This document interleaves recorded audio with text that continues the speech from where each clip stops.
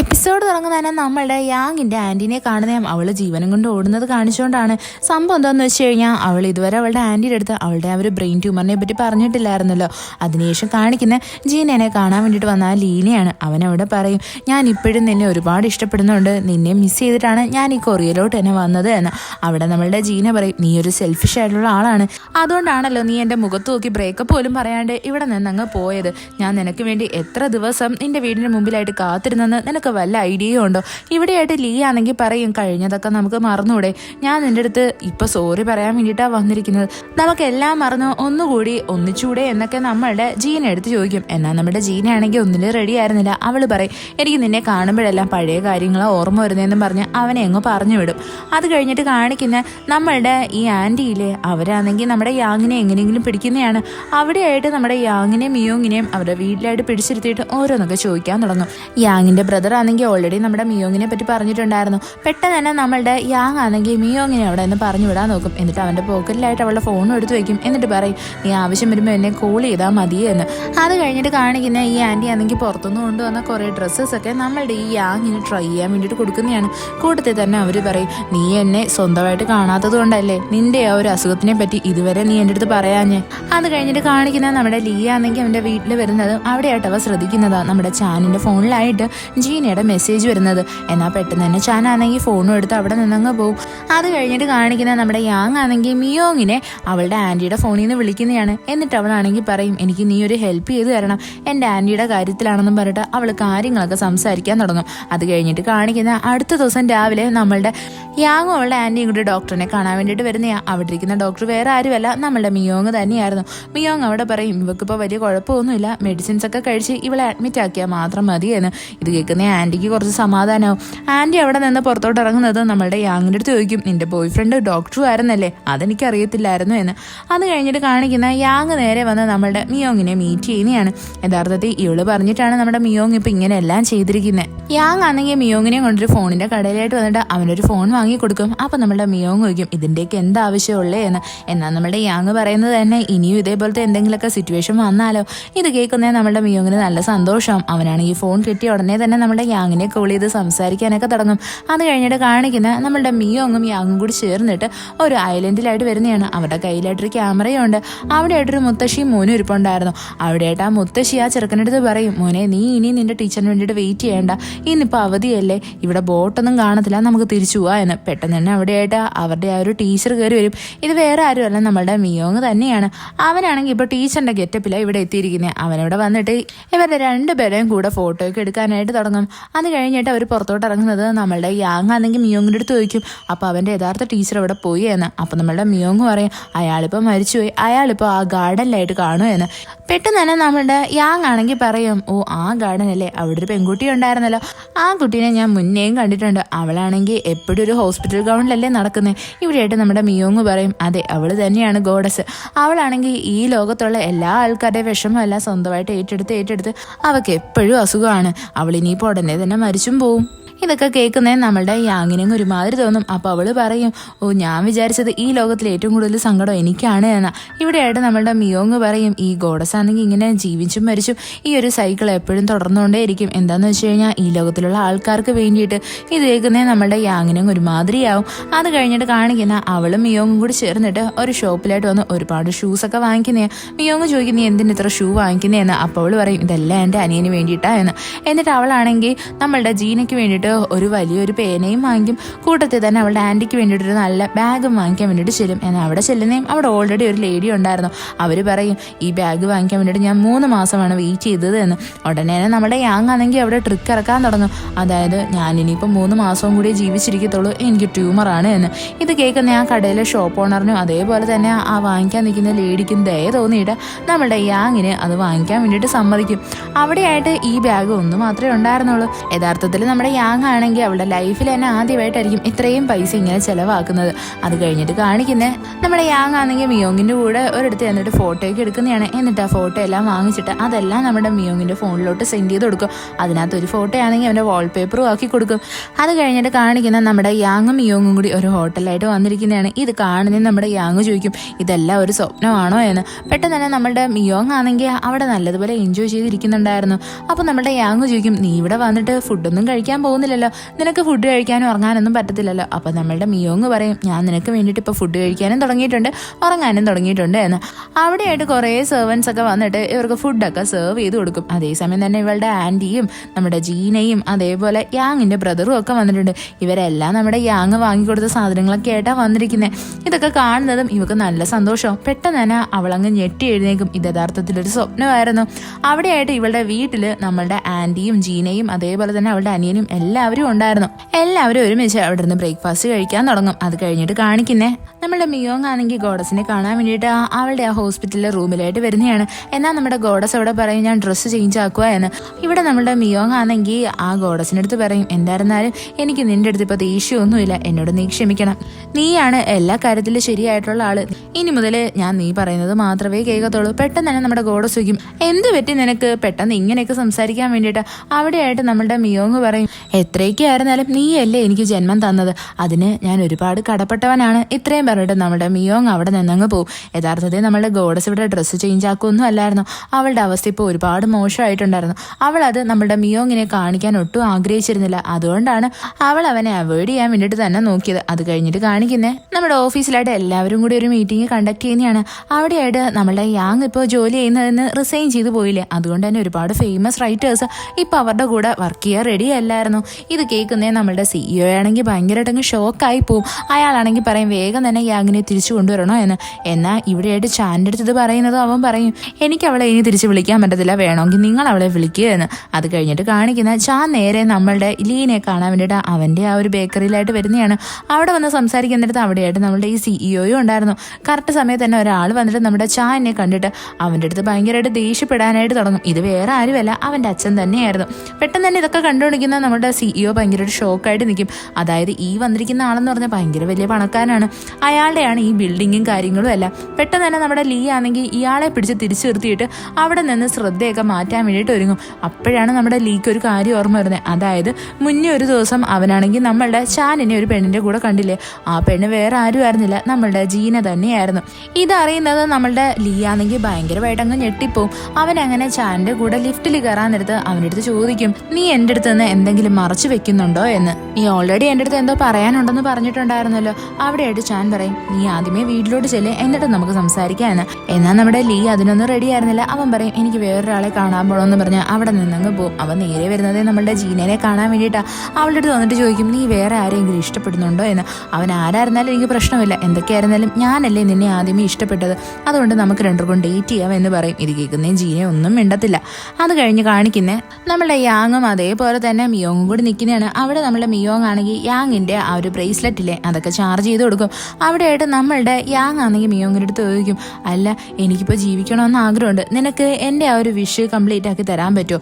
ഇവിടെ നമ്മളുടെ മിയോങ് പറയും എനിക്ക് ആൾക്കാരെ നശിപ്പിക്കാൻ മാത്രമേ പറ്റത്തുള്ളൂ, ജീവൻ കൊടുക്കാൻ പറ്റത്തില്ല എന്ന്. പെട്ടെന്ന് തന്നെ നമ്മുടെ യാങ് പറയും എനിക്ക് നന്നായിട്ട് അറിയായിരുന്നു നീ ഇതേ പറയത്തുള്ളൂ എന്ന്. ഇത്രയും പറഞ്ഞിട്ട് അവൾ അവിടെ നിന്ന് ദേഷിച്ചങ്ങ് പോകും. അത് കഴിഞ്ഞിട്ട് കാണിക്കുന്ന നമ്മുടെ മിയോങ് ആണെങ്കിൽ ഒരു മരത്തിൻ്റെ അടുത്തായിട്ട് വന്ന് നിൽക്കുന്നതാണ്. അതാണെങ്കിൽ ഇപ്പോൾ നശിച്ചു പോവാറായിട്ടുണ്ടായിരുന്നു. പെട്ടെന്ന് തന്നെ അവിടെയായിട്ടൊരു അപ്പൂപ്പൻ വന്നിട്ട് ഈ മരത്തിനെ നോക്കിയിട്ട് പറയും എന്നെ നിന്നെ പോലെ തന്നെ ഈ മരവും ഇപ്പോൾ മരിച്ചു പോവാറായി എന്ന്. ഇത് കേൾക്കുന്നതും നമ്മളുടെ മിയോങ്ങിനങ്ങ് എന്തോ പോലാവും. ഓൾറെഡി നമ്മുടെ യാങ് ആണെങ്കിൽ അവരുടെ അടുത്ത് ചോദിച്ചിട്ടുണ്ടായിരുന്നു നിനക്ക് എന്നെ പറ്റി എന്താണ് ഫീൽ ചെയ്യുന്നത് എന്ന്. അവിടെ നമ്മളുടെ മിയോങ് ഒന്നും പറയത്തില്ല. യാങ് ചോദിക്കും ഞാൻ മരിക്കാൻ പോകുന്നത് കൊണ്ട് തന്നെ നീ ഇനിയിപ്പോൾ പറഞ്ഞാലും അതിന് വലിയ പ്രസക്തി ഇല്ലാന്ന് തോന്നിയിട്ടാണോ നീ ഒന്നും മിണ്ടാത്തത് എന്ന്. ഇവിടെയായിട്ട് നമ്മളുടെ മിയോങ് വേഗം തന്നെ യാങ്ങിനെ കാണാൻ വേണ്ടിയിട്ട് ഓടിപ്പോവാനായിട്ട് തുടങ്ങും. അവിടെയായിട്ട് അവന് നല്ലതുപോലെ മനസ്സിലാവും മനുഷ്യരെ സംബന്ധിച്ച് കഴിക്കുക ഉറങ്ങുക എന്നൊക്കെ പറയുന്നതെന്ന് വെച്ചാൽ അവരുടെ ജീവിതത്തിന്റെ തന്നെ ഒരു ഭാഗമാണ് എന്ന്. അങ്ങനെയുള്ള ഒരാൾക്ക് മാത്രമേ മനുഷ്യനായിട്ട് ഇരിക്കാനും പറ്റത്തുള്ളൂ എന്നൊക്കെ അവൻ അറിഞ്ഞിട്ട് പെട്ടെന്ന് തന്നെ നമ്മളുടെ യാങ്ങിനെ കാണാൻ വേണ്ടിയിട്ട് വന്നിട്ട് അവളുടെ അടുത്ത് അവന്റെ ഇഷ്ടം തുറന്നു പറയും. അതായത് ഇപ്പോഴാണ് അവൻ അവളുടെ അടുത്ത് ഓപ്പൺ ആയിട്ട് കൺഫസ് തന്നെ ചെയ്യുന്നത് അവൻ അവളെ ഒരുപാട് ഇഷ്ടമാ എന്ന്. എന്നാൽ ഇവിടെയായിട്ട് നമ്മളുടെ യാങ്ങിന്റെ ആ ഒരു ആയുസില്ലേ അവൾ ആകെപ്പാടെ 100 ദിവസമേ ജീവിച്ചിരിക്കത്തുള്ളായിരുന്നു, അതിപ്പോൾ ചുരുങ്ങി 50 ദിവസമായിട്ട് മാറിയിട്ടുണ്ട്. ഇവിടെയായിട്ട് നമ്മളുടെ യാങ്ങും അവിടെ പറയും ഓക്കെ നമുക്ക് രണ്ടുപേർക്കും ഡേറ്റ് ചെയ്യാം, ഞാൻ അതിന് റെഡിയാണ് എന്ന്. പെട്ടെന്ന് തന്നെ അവിടെയായിട്ട് നമ്മുടെ യാങ്ങിന്റെ ആന്റി അവളെ വിളിക്കും. അങ്ങനെ നമ്മുടെ യാങ് മിയോങ്ങിനെ അങ്ങ് പറഞ്ഞു വിടും, ഞാൻ നിന്നെ കോൾ ചെയ്യാം എന്നും പറഞ്ഞിട്ട്. അത് കഴിഞ്ഞിട്ട് കാണിക്കുന്ന അടുത്ത ദിവസം നമ്മുടെ യാങ് വന്നിട്ട് അവളുടെ ബെസ്റ്റ് ഫ്രണ്ട് ആയിട്ടുള്ള ജീന എടുത്ത് പറയുന്നതാ ഞാൻ ആ ചെറുക്കനെ ഡേറ്റ് ചെയ്യാൻ വേണ്ടിയിട്ട് തീരുമാനിച്ചു എന്ന്. ഇത് കേൾക്കുന്നേ ജീന ഭയങ്കരമായിട്ട് അങ്ങ് ഷോക്കായി പോവും. എന്താന്ന് വെച്ചാൽ ഇത്രയും നാൾ അവർ ഒരുമിച്ച് നിന്നിട്ടും ഇതുവരെ നിങ്ങൾ തമ്മിൽ റിലേഷൻഷിപ്പിൽ ആയില്ലേ എന്നാണ് അവളുടെ സംശയം. അവിടെയായിട്ട് നമ്മളുടെ യാങ് പറയാനായിട്ട് തുടങ്ങും, ഒരിക്കലും ഇല്ല, ഇപ്പോഴാണ് ഞങ്ങൾ രണ്ടുപേരും ഡേറ്റ് ചെയ്യാൻ വേണ്ടിയിട്ട് തന്നെ തീരുമാനിച്ചത്. എന്നാൽ ഇപ്പോൾ ഞങ്ങൾക്ക് ആന്റിനെ കാരണം ഒരുമിച്ച് നിൽക്കാനും പറ്റുന്നില്ല. ഇവിടെയായിട്ട് നമ്മളുടെ ജീന പറയും, ഇന്നലെ എന്നെ ലീയും കാണാൻ വന്നിട്ടുണ്ടായിരുന്നു, അവൻ വീണ്ടും ഞങ്ങൾക്ക് രണ്ടുപേർക്കും റിലേഷൻഷിപ്പിലാവാ എന്ന് സജസ്റ്റും ചെയ്തു, എന്നാൽ എനിക്കൊന്നും പറയാൻ പറ്റിയില്ല എന്ന്. പെട്ടെന്ന് തന്നെ ജീനയ്ക്കാണെങ്കിൽ ഒരു എമർജൻസി കോൾ വന്നിട്ട് അവൾ അവിടെ നിന്നങ്ങ് പോകും. അത് കഴിഞ്ഞിട്ട് കാണിക്കുന്ന നമ്മളുടെ മിയോങ്ങിനെയാണ്. അവൻ അങ്ങനെ വീട്ടിലിരിക്കാനെടുത്ത് കറക്റ്റായിട്ട് അവിടേക്ക് നമ്മളുടെ യാങ് കയറി വരും. ഇവളെ കാണുന്ന നമ്മളുടെ മിയോങ് നല്ലതുപോലെ ഷോക്കായിട്ടുണ്ടായിരുന്നു. അവൻ പറയും, നീ ഇങ്ങനെ എൻ്റെ വീട്ടിൽ എന്നോട് ചോദിക്കാൻ പറയുന്നതും ചെയ്യാണ്ട് കയറി വരരുത് എന്ന്. അവിടെ നമ്മളുടെ യാങ് പറയും, ഇപ്പം നമ്മൾ രണ്ടുപേരും തമ്മിൽ ഇപ്പോൾ റിലേഷൻഷിപ്പിലല്ലേ, അപ്പോൾ പിന്നെ ചോദിക്കാതൊക്കെ എനിക്ക് കയറി വരാൻ പറ്റും, അതിലൊന്നും ഒരു ഇഷ്യൂവും ഇല്ല.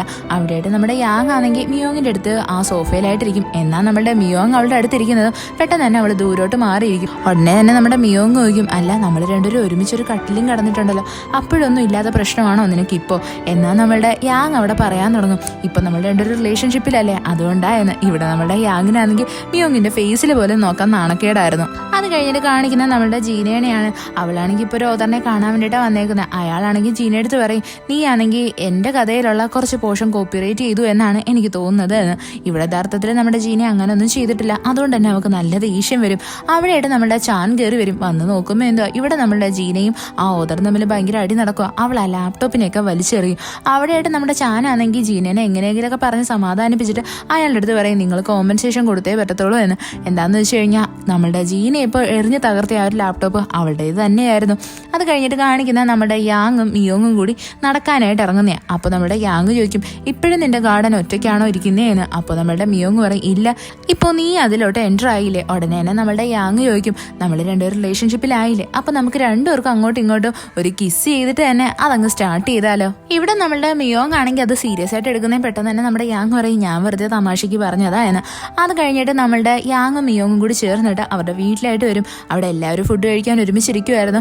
അവിടെയായിട്ട് നമ്മളുടെ മിയോങ്ങും ജോയിൻ ചെയ്യും. ഇത് കാണുന്നത് നമ്മളുടെ യാങ്ങിന് നല്ല സന്തോഷം. അവൾ അങ്ങനെ മിയോങ്ങിൻ്റെ അടുത്ത് താങ്ക് യു പറയും. എന്താന്ന് വെച്ചാൽ അവൻ ഇവർക്ക് വേണ്ടിയിട്ട് ഫുഡ് കഴിക്കാൻ വേണ്ടിയിട്ട് തീരുമാനിച്ചില്ലേ. അത് കഴിഞ്ഞിട്ട് കാണിക്കുന്ന രണ്ടുപേരും കൂടി ഇങ്ങനെ നടന്നു പോകുന്നതാ. അവിടെയായിട്ട് നമ്മളുടെ മിയോങ് ആണെങ്കിൽ യാങ്ങിൻ്റെ അടുത്ത് ചോദിക്കും, നിനക്ക് എങ്ങനെ ഇത്ര സന്തോഷമായിട്ട് പ്രിറ്റൻഡ് ചെയ്യാൻ പറ്റുന്നേ? എനിക്ക് നിന്റെ ഉള്ളിൽ എന്തൊക്കെയാ നടക്കുന്നതെന്ന് നന്നായിട്ട് അറിയാം. നീ യഥാർത്ഥത്തിൽ നല്ല സങ്കടത്തിലല്ലേ, നിനക്കതങ്ങ് പുറത്ത് കാണിച്ചൂടെ, നീ എന്തിനാ ഇങ്ങനെ അഭിനയിക്കുന്നേ എന്നൊക്കെ ചോദിക്കും. നിനക്ക് യഥാർത്ഥത്തിൽ മരണത്തിനെ നല്ല പേടിയാണ്, നിനക്ക് ജീവിക്കണമെന്ന് നല്ല ആഗ്രഹമുണ്ട്. എന്നാൽ ഇതൊക്കെ കേൾക്കുന്നതിന് നമ്മളുടെ യാങ് ആണെങ്കിൽ ഒന്നും പറയാണ്ട് അവിടെ നിന്നങ്ങ് നടന്നു പോകും. അത് കഴിഞ്ഞിട്ട് കാണിക്കുന്നത് നമ്മുടെ യാങ് ആണെങ്കിൽ അടുത്ത ദിവസം തന്നെ അവൾ മരിക്കുന്നതിന് മുന്നായിട്ട് എന്തൊക്കെ ചെയ്യണമെന്നുള്ള കാര്യങ്ങളൊക്കെ എഴുതി വെക്കുന്നതാ. ആദ്യമേ തന്നെ അവൾ നമ്മളുടെ ഗോഡസിനെ കാണാൻ വേണ്ടിയിട്ട് ആ ഹോസ്പിറ്റലായിട്ട് വരും. അവരെവിടെ വെച്ചിട്ടാണോ ഫസ്റ്റ് മീറ്റ് ചെയ്തത് അവിടെ വെച്ചിട്ട് തന്നെ വീണ്ടും കാണും. അവിടെയായിട്ട് നമ്മുടെ യാങ് പറയാൻ തുടങ്ങും, ഞാൻ യഥാർത്ഥത്തിൽ വിചാരിച്ചത് നിങ്ങൾക്കാണെങ്കിൽ ഒരു ദയവും ഇല്ല, അതുകൊണ്ടാണ് ഞങ്ങളുടെ ലൈഫൊക്കെ ഇത്രയും മിസറബിൾ ആയത് എന്ന്. എന്നാൽ നിങ്ങളെ കണ്ടതും എനിക്ക് മനസ്സിലായി, നിങ്ങളാണ് എല്ലാവരെക്കാട്ടും കൂടുതൽ ഒരുപാട് സ്ട്രഗിൾ ചെയ്യുന്നത് എന്ന്. ഇത് കേൾക്കുന്നേ നമ്മളുടെ ഗോഡസ് പറയും, നിനക്ക് നിന്റെ പ്രശ്നങ്ങളുടെ സൊല്യൂഷൻ സ്വന്തമായിട്ട് മാത്രമേ കണ്ടുപിടിക്കാൻ പറ്റത്തുള്ളൂ. നീ സ്വന്തമായിട്ട് സ്നേഹിക്കാൻ പഠിക്കണം. യഥാർത്ഥത്തിൽ നിങ്ങളെ എല്ലാവരെയും ഞാൻ ക്രിയേറ്റ് ചെയ്ത് തന്നെ ഈ ഒരു വേൾഡിനെ നിലനിർത്താൻ വേണ്ടിയിട്ടാണ്. അതേപോലെ തന്നെ ഞാൻ മിയോങ്ങിനെ ക്രിയേറ്റ് ചെയ്തത് മനുഷ്യർക്കിടയിൽ ആ ഒരു മനുഷ്യത്വം നിലനിർത്താൻ വേണ്ടിയിട്ടാണ്. നിങ്ങൾ രണ്ടുപേരും അങ്ങോട്ടും ഇങ്ങോട്ടും കണക്റ്റഡ് ആണ് എന്ന് നമ്മളുടെ ഗോഡസ് പറയും. അത് കഴിഞ്ഞിട്ട് കാണിക്കുന്ന നമ്മളുടെ യാങ് ആണെങ്കിൽ അവളെ ചികിത്സിക്കുന്ന ആ ഡോക്ടറിനെ കാണുന്നതാണ്. അയാളാണെങ്കിൽ നമ്മളുടെ യാങ്ങിനായിട്ട് അയാളുടെ വെഡിങ് ഇൻവിറ്റേഷൻ കൊടുക്കും. എന്നിട്ട് പറയും, എനിക്കങ്ങനെ അധികം ഫ്രണ്ട്സ് ഒന്നുമില്ല, അതുകൊണ്ടാണ് ഞാൻ നിന്നെ ഇൻവൈറ്റ് ചെയ്യുന്നത് എന്ന്. അത് കഴിഞ്ഞിട്ട് കാണിക്കുന്ന നമ്മളുടെ യാങ് ആണെങ്കിൽ അവളുടെ കൊളീഗിനെ വന്ന് കാണുന്നതാ.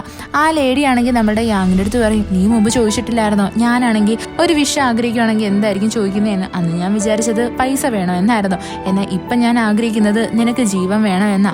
ഞാൻ ഒരിക്കലും ആഗ്രഹിക്കുന്നില്ല നീ മരിച്ചു പോകണോ എന്ന്. അതേസമയം തന്നെ അവിടെയായിട്ട് നമ്മുടെ യാങ്ങിൻ്റെ കൂടെ വർക്ക് ചെയ്തിരുന്ന 2-3 കൊളീഗ്സും കൂടി വരും. അതിനകത്ത് ഒരുത്തനാണെങ്കിൽ നമ്മുടെ യാങ്ങിനെ കെട്ടിപ്പിടിക്കാൻ വരുന്നതും അടുത്ത് നിന്ന കൊളീഗ് അവനെ തടഞ്ഞിട്ട് പറയുന്നതോ, അവളുടെ അടുത്തേക്ക് ആ ചെറുക്കനെ കണ്ടില്ലേ, അവനാണ് ഇവളുടെ ബോയ് ഫ്രണ്ട്, നീ അങ്ങാണ് ഇവളെ കെട്ടിപ്പിടിച്ചു കഴിഞ്ഞാൽ നിന്റെ അന്ത്യമായിരിക്കും എന്ന്. അത് കഴിഞ്ഞിട്ട് കാണിക്കുന്ന നമ്മുടെ യാങ് ആണെങ്കിൽ ആ റൈറ്റർ ആയിട്ടുള്ള ഒരു കൊച്ചിറക്കനില്ലേ അവനെ കാണാൻ വേണ്ടിയിട്ട് വരുന്നതാ. അവളുടെ കൊളീഗായിട്ടുള്ള വേറൊരു റൈറ്റർ ഉണ്ടല്ലോ ക്യാൻസർ വന്നിരിക്കുന്നത്, അവർക്ക് വേണ്ടിയിട്ട് ഓട്ടോഗ്രാഫ് വാങ്ങിക്കാൻ വേണ്ടിയിട്ട് നമ്മുടെ യാങ് വന്നിരിക്കുന്നത്. എന്നിട്ട് പറയും, ആ ഓദറിന് ഇപ്പോൾ ക്യാൻസർ ആണ്, അവരുടെ അസുഖം നേരെയാവാൻ വേണ്ടിയിട്ട് നീ എന്തെങ്കിലുമൊക്കെ എഴുതിയിരിക്കണോ എന്ന്. ഇവിടെ ആയിട്ട് നമ്മളുടെ എഴുത്തുകാരൻ ചെറുക്കൻ പറയും, എന്തൊക്കെയായിരുന്നാലും എന്റെ ഓട്ടോഗ്രാഫ് കിട്ടിയിരിക്കുന്ന എല്ലാവരും നല്ലതായിട്ടേ ഉള്ളൂ, അവരുടെ ലൈഫിൽ നല്ല നല്ല കാര്യങ്ങളെ സംഭവിക്കത്തുള്ളൂ, ഞാൻ നിനക്കൊരു ഓട്ടോഗ്രാഫ് എഴുതി തരട്ടെ. ഇതൊക്കെ കേൾക്കുന്നേ നമ്മുടെ മിയോങ്ങിന് നല്ലതുപോലെ ജലസ് അടിക്കുന്നുണ്ടായിരുന്നു. ഇവിടെ നമ്മുടെ യാങ് ആണെങ്കിൽ അവന്റെ അടുത്ത് അവളുടെ സ്റ്റോറിക്ക് വേണ്ടിയിട്ട് കുറച്ച് സജഷൻസ് ചോദിക്കും. അവൾ അവിടെ പറയുന്ന സ്റ്റോറി തന്നെ, ഒരാൾക്കാണെങ്കിൽ മനുഷ്യനെ സ്നേഹിക്കണം, എന്നാൽ അവൻ മനുഷ്യനെ സ്നേഹിച്ചു കഴിഞ്ഞാൽ ഈ ലോകം തന്നെ നശിച്ചു പോകും, എന്നാൽ അവൻ ഈ ലോകത്തിനെ സ്നേഹിച്ചു കഴിഞ്ഞാൽ അവൻ ഇഷ്ടപ്പെടുന്ന ആ മനുഷ്യൻ മരിച്ചു പോകും. ഇതിനെന്ത് ഹാപ്പി എൻഡിങ് ആ കൊടുക്കേണ്ടത്, എങ്ങനെ അത് ചെയ്യാൻ പറ്റും? അവിടെ ആ ചെറുക്കൻ പറയുന്നത് തന്നെ, അങ്ങനെയാണെങ്കിൽ ആ ഒരു ആൾക്ക് ഒരിക്കലും ആരെയും സ്നേഹിക്കാൻ പറ്റത്തില്ല, അങ്ങനെ മാത്രമേ അയാൾ ആഗ്രഹിക്കുന്ന രണ്ടുപേരെയും നല്ലതുപോലെ സംരക്ഷിക്കാൻ പറ്റത്തുള്ളൂ, അല്ലാന്നുണ്ടെങ്കിൽ അയാൾ ഏതെങ്കിലും ഒന്ന് നഷ്ടപ്പെടുത്തേണ്ടതായിട്ട് വരും. ഇതൊരിക്കലും ഒരു നല്ല ഹാപ്പി എൻഡിങ് അല്ല. പക്ഷേ ഈ രണ്ടുപേരുടെയും ലൈഫിന് നല്ലതായിട്ടിരിക്കാൻ ഏറ്റവും ബെസ്റ്റ് സൊല്യൂഷൻ എന്ന് പറഞ്ഞാൽ ഈ ഒരൊറ്റ കാര്യവാ എന്ന് പറയും. അത് കഴിഞ്ഞിട്ട് കാണിക്കുന്ന നമ്മുടെ യാങ് ആണെങ്കിൽ ആ ക്യാൻസർ വന്ന റൈറ്റർ ഇല്ലേ, അവരെ കാണാൻ വേണ്ടിയിട്ട് വരുന്നതാണ്. എന്നിട്ട് അവർക്ക് ഓട്ടോഗ്രാഫ് കൊടുക്കും. ഇവർ നല്ല ഹാപ്പി ആയിട്ടുണ്ടായിരുന്നു. അത് കഴിഞ്ഞിട്ട് കാണിക്കും നമ്മുടെ മിയോങ് ആണെങ്കിൽ യാങ്ങിൻ്റെ അടുത്ത് വന്നിട്ട് ചോദിക്കും, നമുക്ക് രണ്ടുപേർക്കും കല്യാണം കഴിച്ചാലോ എന്ന്. എന്നാൽ നമ്മളുടെ യാങ് പറയും, കല്യാണം എന്ന് പറയുന്നത് അത്ര നിസ്സാര കാര്യമൊന്നുമല്ല, അതിനൊരുപാട് പ്രോസസ്സ് ഉണ്ട് എന്ന്. അവൾ ആദ്യമേ തന്നെ നമ്മുടെ മിയോങ്ങിനെ കൊണ്ട് അവളുടെ അച്ഛൻ്റെ അമ്മയുടെ ആ ഒരു മെമ്മോറിയൽ ഹാളിലെ അവിടെയായിട്ട് കൊണ്ടുവരും. ഇവിടെയായിട്ട് നമ്മളുടെ മിയോങ് ആണെങ്കിൽ ഈ ഫോട്ടോയുടെ മുമ്പിൽ വെച്ചിട്ട് അവളുടെ പേരൻസിൻ്റെ അടുത്ത് പറയും, എനിക്ക് നിങ്ങളുടെ മോളെ ഭയങ്കര ഇഷ്ടമാണ്, ഞാൻ അവളെ കല്യാണം കഴിച്ച് ഒരുമിച്ച് ജീവിക്കാൻ ആഗ്രഹിക്കുന്നു എന്ന്. ഞാൻ അവളെ ഒരിക്കലും സങ്കടപ്പെടാൻ അനുവദിക്കത്തില്ല. പെട്ടെന്ന് തന്നെ നമ്മളെ യാങ് ആണെങ്കിൽ അവനെ നോക്കിയിട്ട് പറയും, അതൊന്നും വേണ്ട, എന്തായിരുന്നാലും എനിക്ക് നന്നായിട്ടറിയാം എൻ്റെ അച്ഛനും അമ്മയും നിന്നെ റിജക്റ്റ് ചെയ്തു എന്ന്, അതുകൊണ്ട് ഈ ഒരു പ്രപ്പോസൽ ഇവിടെ റിജക്റ്റ് ആവുകയാണെന്നും പറഞ്ഞിട്ട് അവൾ അവിടെ നിന്നങ്ങ് പോകും. എന്നിട്ട് നമ്മുടെ മിയോങ്ങിന് വേണ്ടിയിട്ടൊരു കേക്കും വാങ്ങിയിട്ട് വരും. എന്നിട്ട് അവൾ പറയും, നമുക്ക് രണ്ടുപേർക്കും ഇന്ന് നിന്റെ ബർത്ത്ഡേ സെലിബ്രേറ്റ് ചെയ്യാം, നീ എന്തായിരുന്നാലും ഒരു വിഷ് ചോദിക്കും. ഇവിടെയായിട്ട് നമ്മുടെ മിയോങ് ആണെങ്കിൽ ആഗ്രഹിക്കുന്ന വിഷ് തന്നെ നമ്മുടെ യാങ് ഒരിക്കലും മരിച്ചു പോകരുത്, അവള് നല്ല ഹാപ്പി ആയിട്ട് ജീവിക്കണം എന്നാണ്. അങ്ങനെ നമ്മളുടെ മിയോങ് ആണെങ്കിൽ ക്യാൻഡിലൊക്കെ ഊതി അണയ്ക്കും. അവിടെയായിട്ട് നമ്മുടെ യാങ് അവനെ നല്ലതുപോലെ ഹാപ്പി ബർത്ത്ഡേ പറഞ്ഞ് വിഷൊക്കെ ചെയ്യും. അത് കഴിഞ്ഞിട്ട് കാണിക്കുന്ന നമ്മുടെ യാങ് വീട്ടിൽ വന്നിട്ട് അവൾ എഴുതിയിരിക്കുന്ന ആ ഒരു ലിസ്റ്റ് ഇല്ലേ, അതായത് മരിക്കുന്നതിന് മുന്നേ എന്തൊക്കെ ചെയ്യണമെന്ന്, അതിനകത്തുള്ള 5 കാര്യങ്ങളും അവൾ ചെയ്തിട്ടുണ്ടായിരുന്നു. ഇനി ബാക്കിയായിട്ട് ഒരൊറ്റ കാര്യമാണുള്ളത്. അത് കഴിഞ്ഞിട്ട് കാണിക്കുന്ന നമ്മളുടെ ജീനയും ചാനും കൂടി ഇരുന്നിട്ട് സംസാരിക്കുന്നതാണ്. അവിടെയായിട്ട് ജീന പറയും, ഇന്നലെ എന്നെ ലീ കാണാൻ വേണ്ടി വന്നിട്ടുണ്ടായിരുന്നു എന്ന്. അതേസമയം തന്നെ അവൾക്ക് ലീഡ് എടുത്തുനിന്ന് കോൾ വരും. എന്നാൽ നമ്മുടെ ചാനാണെങ്കിൽ പറയും, നീ ആ കോൾ എടുക്കരുത് എന്ന്. കൂടത്തെ തന്നെ അവനൊരു കാര്യം കൂടി കൺഫസ് ചെയ്യും. അതായത് പണ്ട് നമ്മളുടെ ചാനാണെങ്കിൽ ഈ ജീനനെ കിസ് ചെയ്തിട്ട് മുകളിലോട്ട് പോകുന്ന സമയത്ത് നമ്മളുടെ ലീ അവിടെ നിന്ന് താഴോട്ട് ഇറങ്ങി വരുമായിരുന്നു. എന്നാൽ അവിടെ വെച്ചിട്ട് നമ്മളുടെ ചാനാണ് അവനെ തടഞ്ഞത് എന്ന് പറയും. അപ്പോൾ നമ്മളുടെ ജീന ചോദിക്കും, നീ എന്തിനാ അങ്ങനെ ചെയ്തത്? അപ്പോൾ നമ്മളുടെ ചാൻ പറയും, അതെനിക്ക് നന്നായിട്ട് അറിയായിരുന്നു, അവൻ എന്തായിരുന്നാലും നിന്നെ കളഞ്ഞിട്ട് അവിടെ നിന്ന് പോകുമെന്ന്. കാര്യം അവൻ അങ്ങനെയുള്ള ഒരാളാണ്, നിങ്ങളുടെ രണ്ടുപേരുടെ റിലേഷൻഷിപ്പ് ഒരിക്കലും നല്ലതുപോലെ പോകത്തില്ല എന്നും എനിക്ക് നന്നായിട്ട് അറിയായിരുന്നു, അതുകൊണ്ട് ഞാനത് ചെയ്തത് തന്നെ നിനക്ക് വേണ്ടിയിട്ടാ എന്ന് പറയും. അത് കഴിഞ്ഞിട്ട് കാണിക്കുന്നത് നമ്മളുടെ യാങ് ആണെങ്കിൽ അവളുടെ അവസാനത്തെ ആ ഒരു വിഷില്ലേ, അത് ചെയ്യാൻ വേണ്ടിയിട്ട് ഒരുങ്ങുന്നതാണ്. അവളുടെ സാധനങ്ങളെല്ലാം പാക്ക് ചെയ്തിട്ട് അവളുടെ ആന്റിയും അനിയനും ഒന്നും കാണാണ്ട് വീടിന് പുറത്തോട്ട് ഇറങ്ങും. അങ്ങനെ അവൾ പോകുന്ന വഴിയിൽ വെച്ചിട്ട് നമ്മളുടെ മിയോങ്ങിനെ കാണും. ഇവൻ കണ്ട ഉടനെ തന്നെ നമ്മളുടെ മിയോങ്ങിനെ പറ്റി അവന്റെ മനസ്സിൽ വരുന്നത്, നീ എവിടേക്ക് പോവുക എന്നാ. എന്നാൽ വേഗം തന്നെ നമ്മുടെ യാങ് ആണെങ്കിൽ മിയോങ്ങിന്റെ അടുത്ത് ചോദിക്കും, നീ ഇവിടെ എന്തെടുക്കുന്നു എന്ന്. അവിടെയായിട്ട് നമ്മളുടെ മിയോങ് പറയും, എനിക്ക് നിന്നെ കണ്ടാൽ തന്നെ മനസ്സിലാവും നിന്റെ മനസ്സിൽ കൂടെ എന്തൊക്കെയാ പോകുന്നത് എന്ന്. നീ 2-3 ദിവസമായിട്ട് നിന്റെ ഫ്രണ്ട്സിനെ എല്ലാവരെയും കാണുന്ന സമയം തൊട്ട് എനിക്ക് നന്നായിട്ടറിയാം, നീ അവരെ എല്ലാം അവസാനമായിട്ട് കാണാനായിട്ട് ട്രൈ ചെയ്തുകൊണ്ടിരിക്കുന്നതെന്ന്.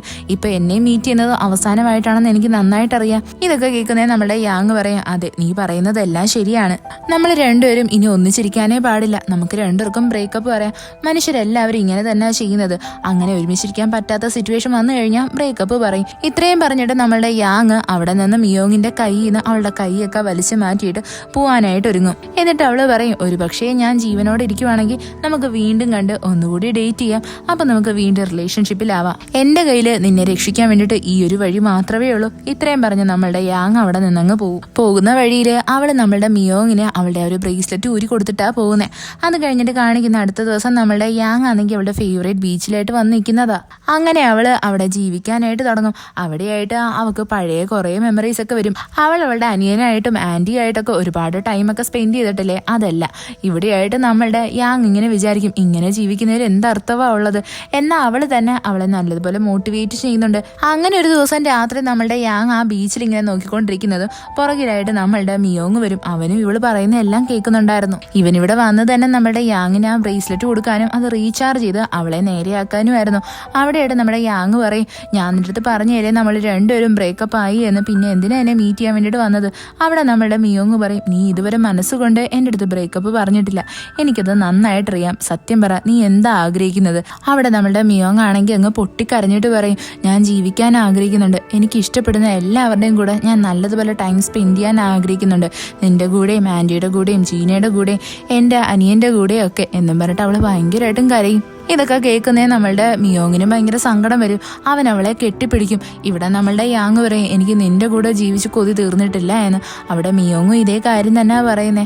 അവൻ പറയും, എനിക്ക് നിന്റെ കൂടെ ജീവിച്ച് നിന്റെ കൂടെ തന്നെ മരിക്കാനാ ആഗ്രഹം എന്ന്. ഈ എപ്പിസോഡ് ഇവിടെ വെച്ച് അവസാനിക്കുന്നു. ഇഷ്ടപ്പെട്ട ഫ്രണ്ട്സിന് ഷെയർ ചെയ്യാൻ മറക്കല്ലേ. വീഡിയോ എങ്ങനെ ഉണ്ടായിരുന്നെന്ന് കമൻറ്റ് ചെയ്ത് അറിയിക്കുക. It's signing off MDC.